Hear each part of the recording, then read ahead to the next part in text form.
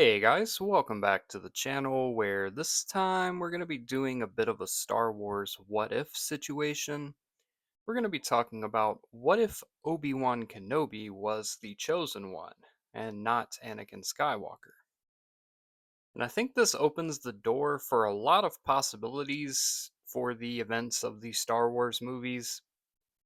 I think, first of all, if you look at it from a perspective of just what we know Obi-Wan isn't really the chosen one, even though he is a very key part of all of the major events that happen within the Skywalker saga. He's more meant to represent that true Jedi and unwavering belief and just commitment to understanding his own strengths and his role in everything. And he just does that to the best of his ability. And that enables Obi-Wan to be able to win a lot of significant duels. He's able to defeat the likes of Darth Maul, General Grievous, even Anakin Skywalker at his peak. And he's clearly very wise as he gets into his later years to where he knows to pick and choose his fights. When Maul approaches him again on Tatooine, he is able to end that fight very swiftly, even surrenders himself to Darth Vader when they have another confrontation, just so that Luke and the rest of the heroes can escape. Very noble end for Obi-Wan Kenobi. Now, let's look at the trilogy as if he is the chosen one. So, starting off, it makes a whole lot of sense that Qui-Gon Jinn would be his master. As we know in the canon timeline, Qui-Gon was the one that saw Anakin's potential to be the chosen one and took him in and tried to make him his Padawan. So, in this universe, I would say that Qui Gon would still be Obi Wan Kenobi's master, and Qui Gon would probably be the only Jedi in the Order that sees that in Obi Wan. He would make a strong case for him to be the chosen one outlined in the prophecy. Now, how would the other events of the timeline play out? Well, would Palpatine have any interest in a slave boy who may be force sensitive on Tatooine but is not the chosen one? Or would Palpatine turn his attention to Obi-Wan Kenobi? And I think he would.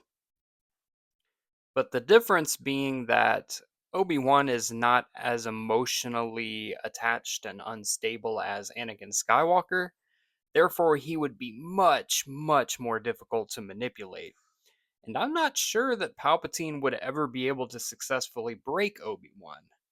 So there really wouldn't be a seduction to pull him to the dark side, so much as I feel like Palpatine would try every way possible to eliminate Obi-Wan as a potential rival, rather than try to recruit him as this all powerful apprentice that he can control and manipulate emotionally. Just don't think Obi-Wan is that type of personality to be able to fold that quickly under pressure. He hasn't been through the same amount of trauma that Anakin was in his life, and he has lost many things in his time and not broken.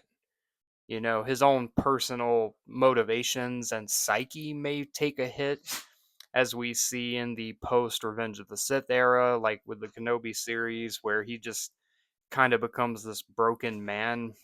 But it's less so temptation to the dark side and seeking power, and more so just self-loathing, which can lead to the dark side. But Obi-Wan has this dedication to the Jedi Code, unlike many of the Jedi we see during the time of the prequels. So I don't think he would crumble. With that being said, Palpatine is going to try to take Obi-Wan out by sending a Darth Maul or Count Dooku, General Grievous, whoever he can to take him out over the course of the Clone Wars. And I think Obi-Wan wins all of those fights as he currently does in the timeline. And I think this ultimately leads to a confrontation between Palpatine and Obi-Wan.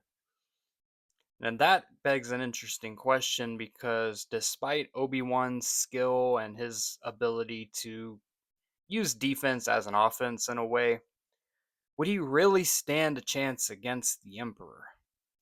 Now, if he's the chosen one in this timeline, we have to assume that he has more affinity for the Force and a higher midichlorian count than he actually does.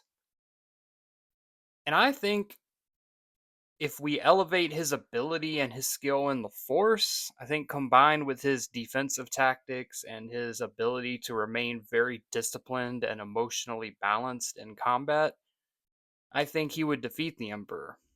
I think he would take Palpatine out and he would bring balance to the Force essentially.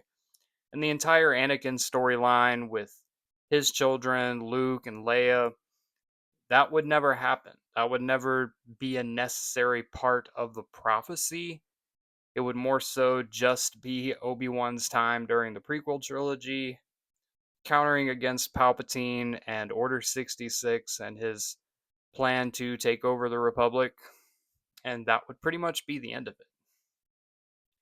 That doesn't make for a very exciting story, unfortunately, but in my honest opinion, I think if the roles were reversed and Obi-Wan was the chosen one, that's just how I feel like it would go.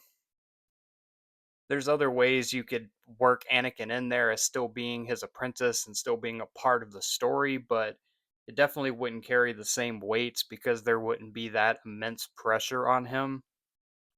And hell, he may not even have that same relationship with Palpatine or the visions through the Force of Padme's death, or any of the things that lead him to becoming Darth Vader.